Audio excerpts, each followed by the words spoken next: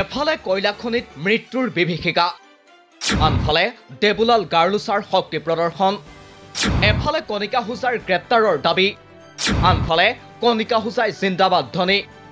ডিমা হাছাওত অব্যাহত দেবুলাল বাহিনীৰ একনা একত্ববাদ। SITৰ তদন্তই ঢুকি পাবনে দেবুলাল এণ্ড কোম্পানীক?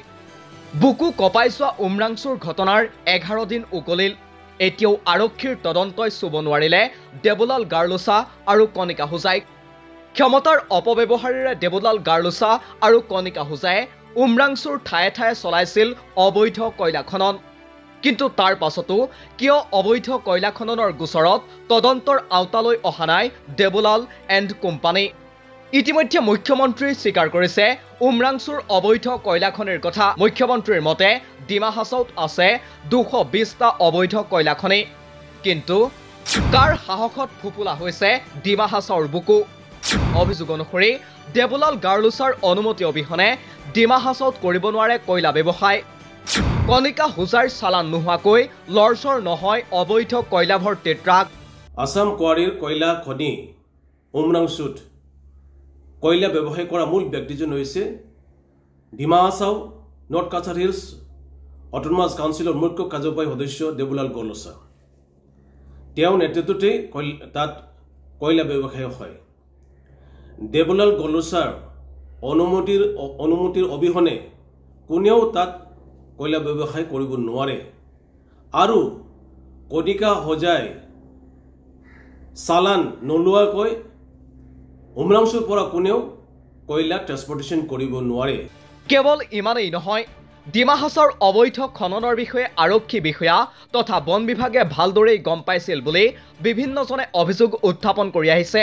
আৰক্ষী প্ৰশাসনক নিজৰ হাতৰ মুঠিত ৰাখি দেবুলাল গাৰ্লুছা আৰু কণিকা হুজায়ে হাংগু পাংগুসহ বিনা বাধাই কয়লাৰ ৰমৰমীয়া ব্যৱসায় চলাই যোৱাৰ অভিযোগ।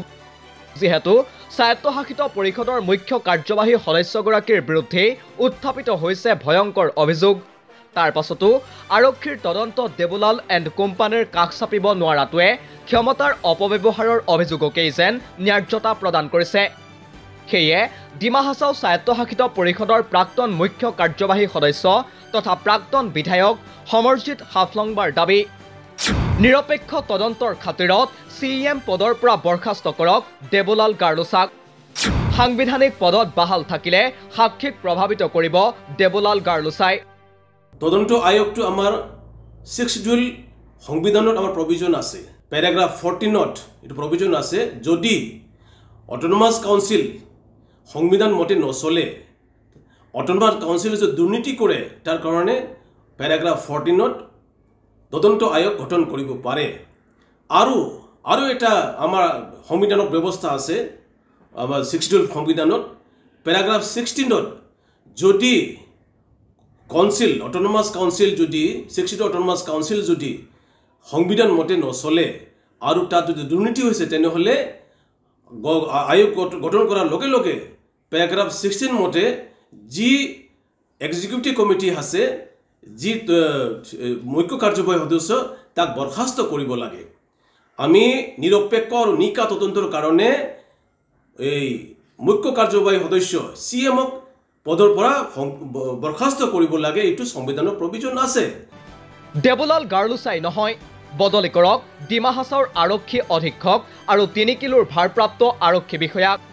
বহু পূৰ্বে ডিমা হাছাওৰ আৰক্ষী অধীক্ষকৰ লগতে 3 কিলোৰ আৰক্ষী বিষয়াৰ বদলিৰ নিৰ্দেশ ওলোৱাৰ পাছতো পূৰ্বৰ ঠাইতেই বাহাল থকা কাৰ্যই সন্দেহৰ সৃষ্টি কৰিছে বুলি অভিযোগ সমৰজিৎ হাফলংবাৰ। এফালে যদি নিৰপেক্ষ তদন্তৰ স্বাৰ্থত অপসাৰণৰ দাবী উঠিছে, সেই সময়তে ডিমা হাছাওত শক্তি প্ৰদৰ্শনত নামি পৰিছে দেবুলাল গাৰ্লুছা। কথা বেগতিক দেখি নিজৰেই সমৰ্থনত ৰেলী আয়োজন দেবুলালৰ। একনায়কত্ববাদী চৰিত্ৰ উদঙাই স্কুল কলেজ বন্ধৰ নিৰ্দেশ জাৰি কৰি ৰেলী পাতিছে দেবুলালে। সেই সময়তে দেবুলাল বাহিনীয়ে জিন্দাবাদ ধ্বনি দিছে অবৈধ কয়লা খননৰ অন্যতম মূল অভিযুক্ত কণিকা হুজাইৰ।